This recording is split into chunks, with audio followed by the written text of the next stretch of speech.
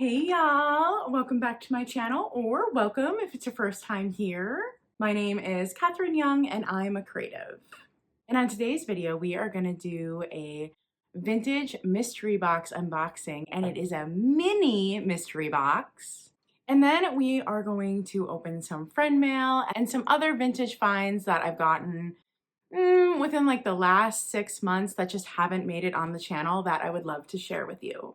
Now, these are all items going into my personal collection, but I love seeing what other people collect because it kind of gives me an idea of things I can go look for then myself. Maybe there were some items I didn't even know existed. I can kind of add it to my vintage bolo list. So the different timestamps will be linked below, and we are gonna start with the mini vintage mystery box. Now this is a little guy, and I picked this up from Katie at Vintage and Vinyl. So let's see what's in there. Katie always does such an amazing job with wrapping stuff and such. It's so pretty. I almost don't want to break into it. All right. Now, not gonna lie, I was smitten with the box she chose to put the mystery items in. Look how cute that is. Love this little box, but it is wee. So let's see what's in the teeny tiny box. I'll give you first view. Okay, let's see what these items are. Okay, we got a matchbook. It's Shirley and Phyllis's Puffs Restaurant. That's kind of a fun name, right? Puffs. I like that. Next, we have an absolutely iconic Holiday Inn matchbook. Now, I love these matches because I can use them as package toppers just as long as my boxes go ground. Oh, and I love this. The Bluebird Motel. The back's cute too. It's got that old hotel marquee. There's a few more matchbooks in here. Okay, this one is a holiday one. It says Season's Greetings. And then on the back is a wreath. And then this is like a teeny tiny matchbook. It's got like a torch. I love the name on this little one. Gusty's Roman Torch Lounge in Washington, D.C. Oh, that sounds amazing. I wonder if it's still there. Next, I am seeing some keys. Let's see. Ooh, okay. So we have these two vintage keys and then an old like skeleton key. This one's really cool. This one would be great on a necklace. Ooh, and then there is an antique paste hat pin. Now this looks like it's Art Deco era. The stones have darkened. There are some dead stones, but I still think it's super beautiful. And I love that arrow motif. Let's see, next in here we have some dice. Oh, these are kind of fun. Oh, maybe these aren't dice. So there's these little itty bitty cubes. I thought they were dice, but it doesn't look like they are. There's no dots. And then this die. So those are cute.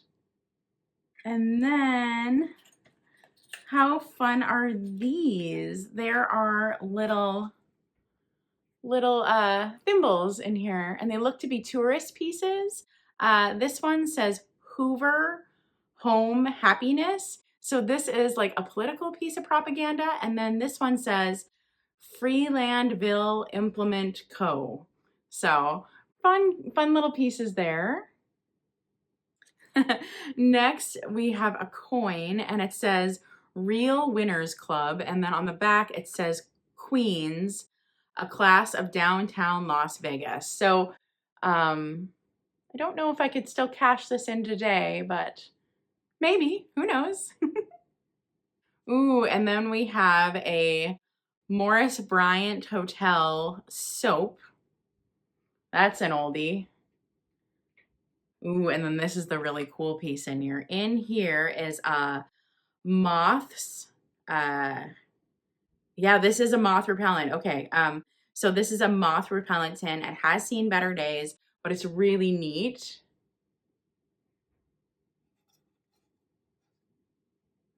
So there is the info on the back. This is a really fun piece. And then I see some pieces of paper ephemera. And let's see, this is some homemade hearts. Oh, these are the kinds that have seeds in the paper. So this is one of those things that you can plant flowers with the hearts. Ooh, and then there's another type of key in here. This one's more for like an industrial item. I'm not quite sure what it's for, maybe a grandfather clock or something. And then, oh, fun, she included one of these telephone keychains from the Bell Telephone Museum. And it is new old stock in packaging, so that is really neat. I loved this. This teeny tiny box was such a joy to open. So thank you so much, Katie. This was awesome. And be sure to follow Katie at Vintage and Vinyl. She has amazing taste in industrial style vintage. I'll link her channel below. Okay, now I'm trying to get all these things back in the box. I have no idea how she got it all in here. So next up, I'm gonna unbox this big box. This was actually purchased from Antique Agenda's live sale. She has them most Sundays, and a viewer picked this up for me. So thank you so much. I'm really excited to open this up. I have never found one of these in person before, and I'm so excited to get this. So let's open it up. Cut.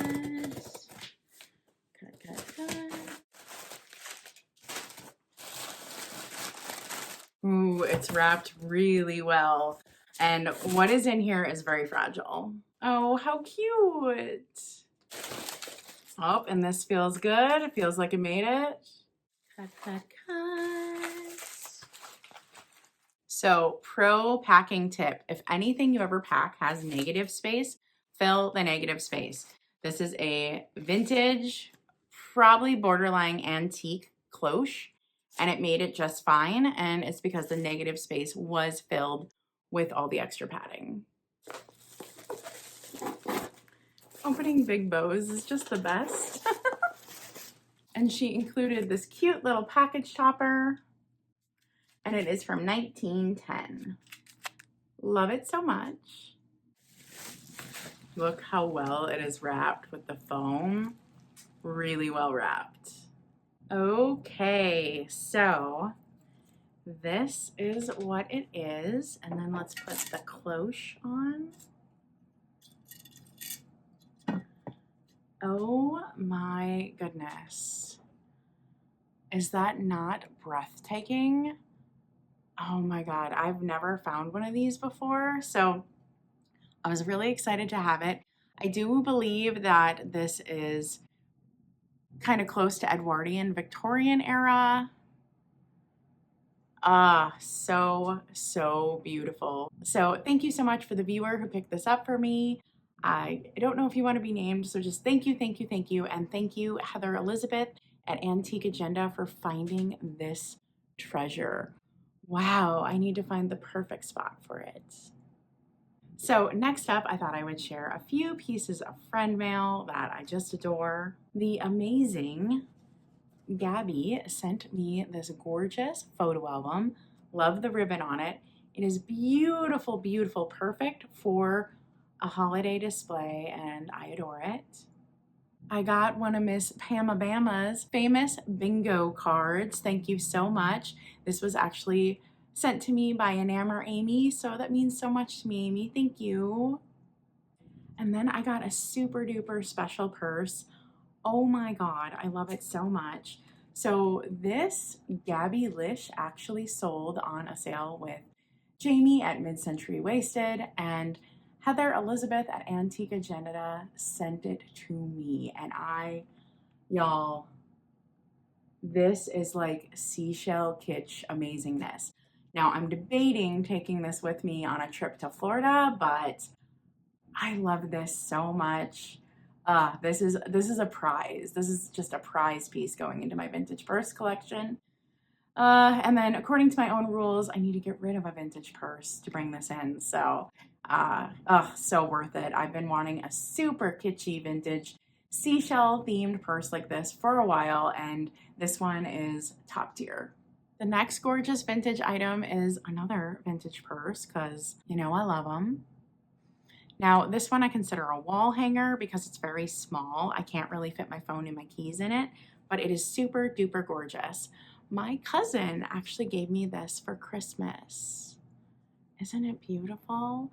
Ugh, the beadwork is just in stellar condition. It is a fold over, and then you open it like that. So beautiful. So this one will stay on display in my collection. It is a stunner. The next item is a piece that I got from Beth over at Carolina Princess Sweet Treats and Pretties, and it is an item for my Mourning collection. I saw her show this and I was so excited, and she sent it my way. And that is a picture of a beautiful memorial wreath. This one's really neat. I love that it's a couple. This is a very special piece. And at the end of this video, I just want to show a few items that I have picked up myself over probably like the last 6 months that just haven't made it on this channel for me to show you. And I think some of these are really, really great, so I really want to share them. So let's start with some kitsch, shall we? I picked up this Snooty Puda. She would have had chained babies originally, but she's in excellent condition as a single lady with an empty nester, if you will. And I just love her. She is just a prime example of the Snooty Puda from the 50s. And I picked her up from Fatbird Finds. And she's super duper cute. I love her so much. I got a really great deal on her.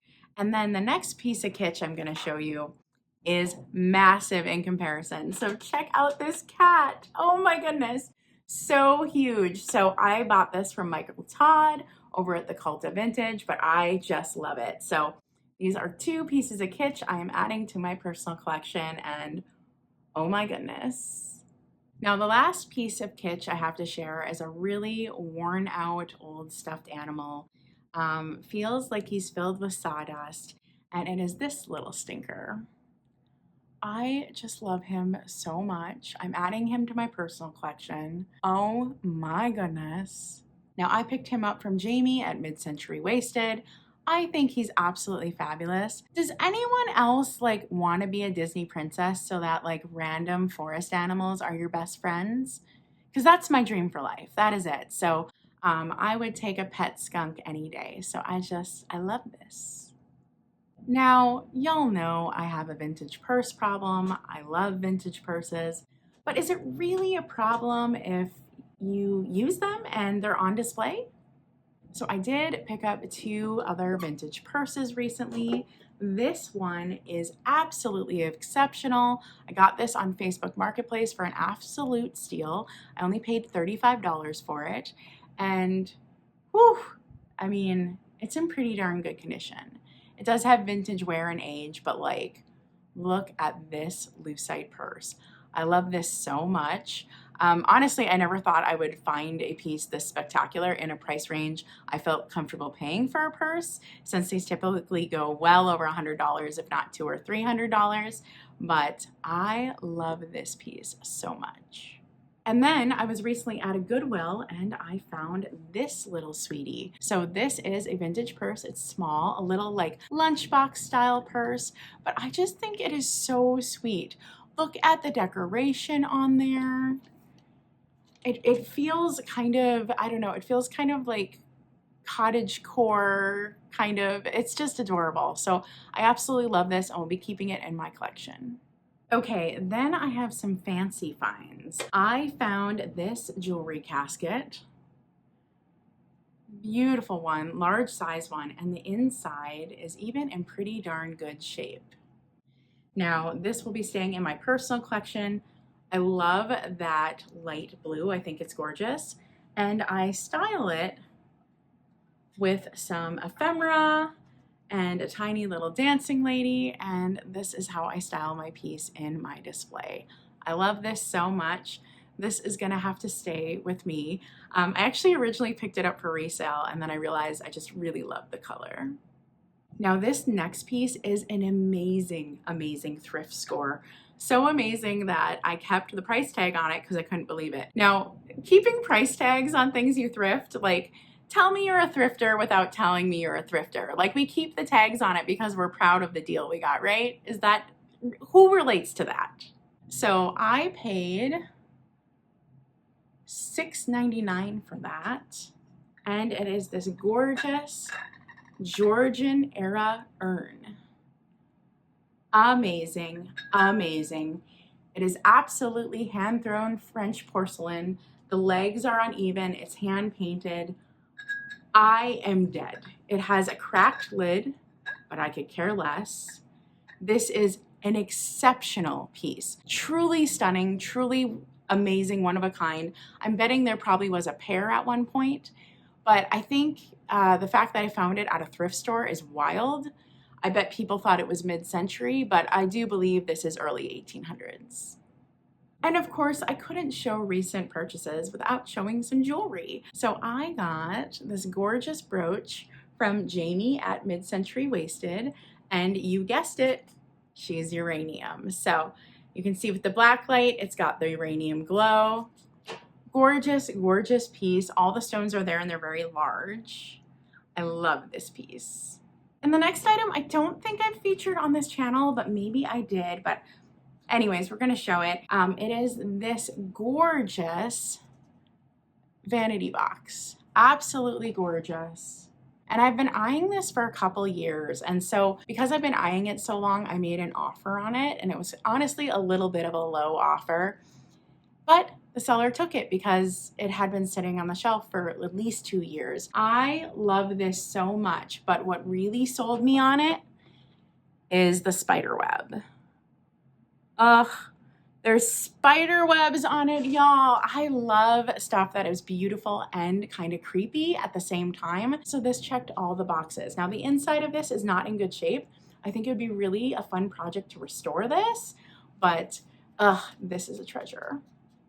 And speaking of like creepy and beautiful, I picked up some items for my Mourning collection recently. Let's check them out. I picked up this little card in an auction lot and I've never really seen anything like it. I wonder if it's handmade or if it was a purchased piece. It's really kind of neat. It's kind of fluffy, like it feels like it's stuffed with a lot of layers, but it's just this little card. I think it's amazing. Next, I got a piece from Angela VOA Quest. Oh my God, I love it so much. This is a Mourning plate somebody made.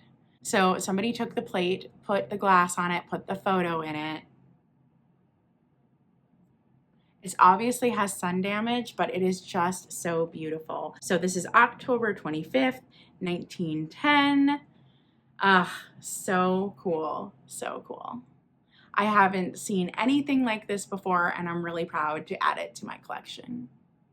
And last but not least, I have a really cool piece of ephemera I picked up for my Mourning collection, and it is this ribbon.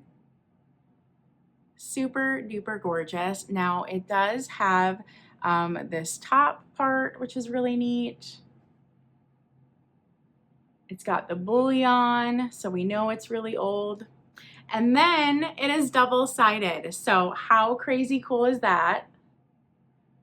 A double-sided piece. Really, really beautiful. I will be displaying it this way, however, because I like the Mourning side, but this is really my first kind of ribbon with bullion I've ever picked up, and it goes with my Mourning collection, so this is amazing. Okay, and we're gonna end this haul with some ephemera. So I picked this up. I haven't really been able to share it yet. I think it's turn of the century or earlier, and I think it's originally a bookmark, but I just don't know much about it. So it is this Peeping Tom Lady Godiva bookmark. Somebody in the comments, you're gonna have to let me know if you've ever seen anything like this, because quite honestly, I've never seen anything like this. I still haven't figured out how I'm gonna display it. I just think it's super neat. Really fun piece. Now, when I picked up that ribbon with the bullion, I also ended up finding some postcards, and I think I'm going to keep these all in my personal collection. And there's some really great St. Patty's Day imagery. These are some really high level, beautiful postcards.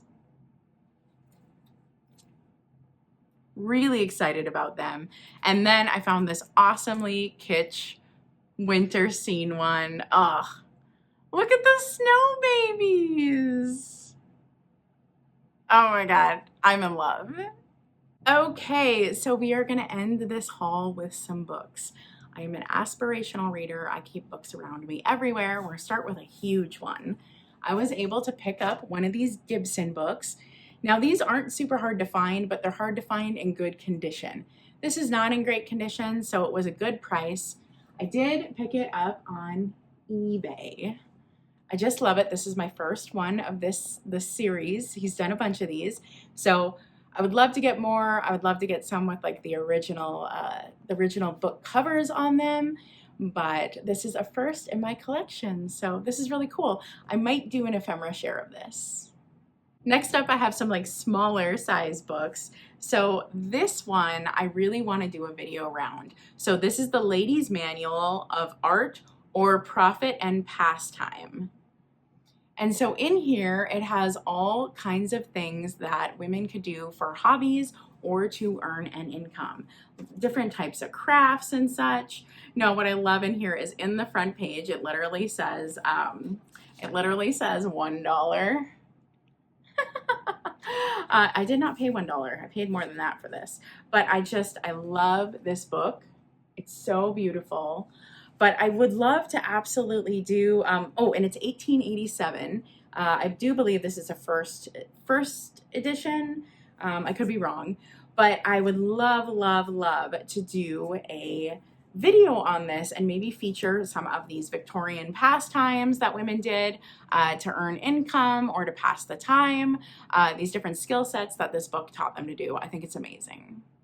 Next up, you may know that I have an Oddfellows robe, and I've been getting more into Oddfellows, just ephemera and such. And so I got this beautiful book, gorgeous, gorgeous Oddfellows manual, history and manual. And let's see, what year is this? This is from 1890. So really awesome example. I do plan to read through this someday, but it is pretty thick. So add it to the aspirational book pile. Now the last book is a secondhand book, but this is going to be kind of weird for some of you. If you've watched my channel quite a long time, you know that I love to own TV and movie props. And so that's what this is. This is a secondhand item, but it is the actual item used on the TV show. So this is a copy of Failure. It was used in Parks and Rec. This is the actual one that was used on screen. And I do have my certificate of authenticity in it. So really, really kind of fun. Now the book is not actually Failure. The book is, let's see what this book actually is. The Greatest Dog Stories Ever Told. I'm not gonna lie, that feels kind of fitting for this book. And what the prop master did for the TV show is he just wrapped it in the book cover of Tom's book, right? So I'm super excited to have this. It's a piece of Parks and Rec, and I adore it. I love TV and movie props, and I know a graphic designer out there somewhere created this for the TV show. Okay, and last but certainly not least is the dress I'm wearing. So this is a 90s does 40s Swiss dot dress. Oh my God.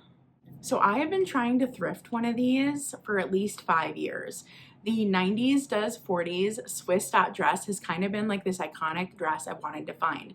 And this last week was a rough one, y'all. There was a lot going on in my life. It just, last week was for the birds.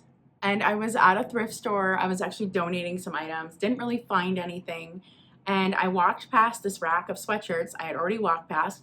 I was just about to leave the store, and I look over and this dress is just shoved in that rack, not put back where it's supposed to be.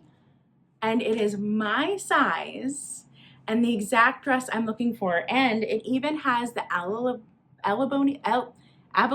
my goodness.